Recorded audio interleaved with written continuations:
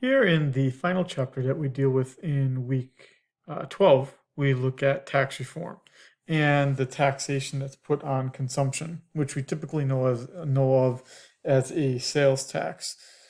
And this became a little bit pop in every presidential election. We talk about tax reform. We don't do anything about it most of the time, but we do talk about it. And there was this interesting plan back in the 2012 election. That would have been Obama running for second term.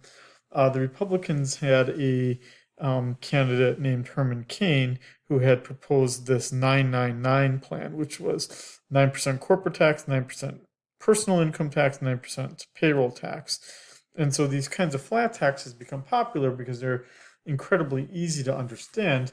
But in some sense, we want to dispel the notion that that's necessarily what we want. Um, Not that I'm necessarily personally opposed to it, but that it's just a lot more complicated. And when you understand truly what the consequences are, it doesn't seem as worthwhile of a pursuit as we'd want it to be.